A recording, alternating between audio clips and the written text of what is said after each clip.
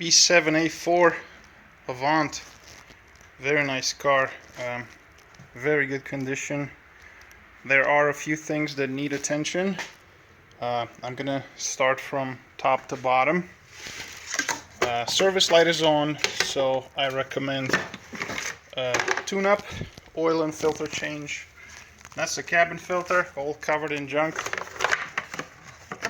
Definitely change that. Here is the air filter.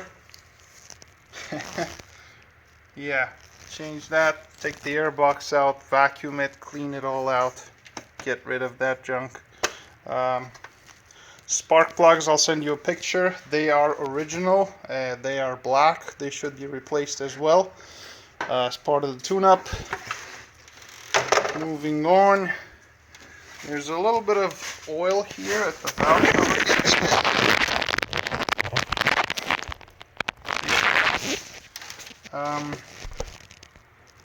So I would recommend the gasket, valve cover gasket. Also, this vacuum pump looks like somebody tried to seal it with some silicone, and that didn't really work. That thing is puking oil all over the back of the motor and the transmission.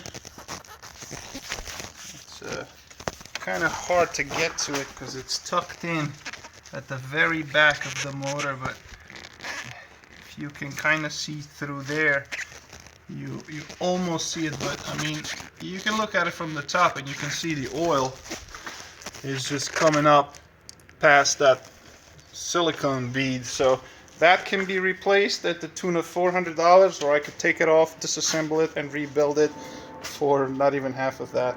So it's a no-brainer which one I would do. The coolant is low, below the minimum mark. I'm gonna go under the car and the coolant comes up here. That is coolant right there, and it comes, looks like it's dripping on top of the starter right there, and it goes even higher at the top. And that is only one thing that could leak. That is the coolant flange. Let's see.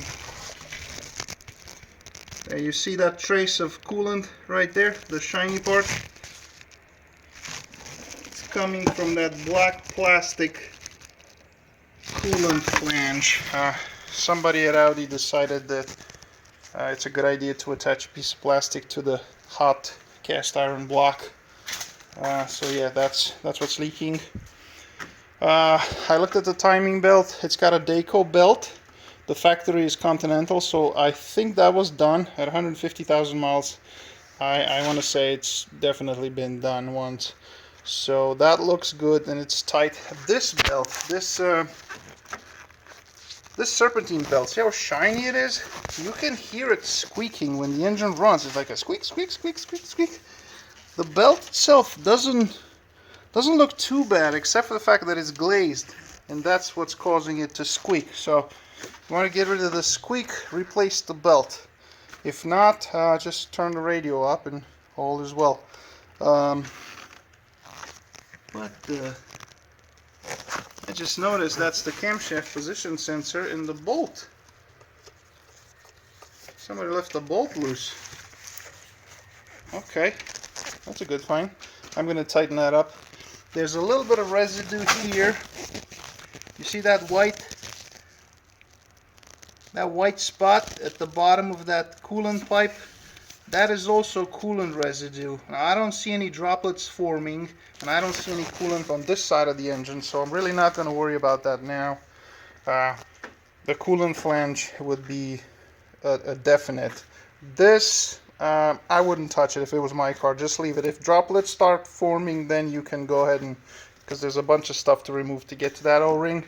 So until then, I would just leave it. Let me go under the car again.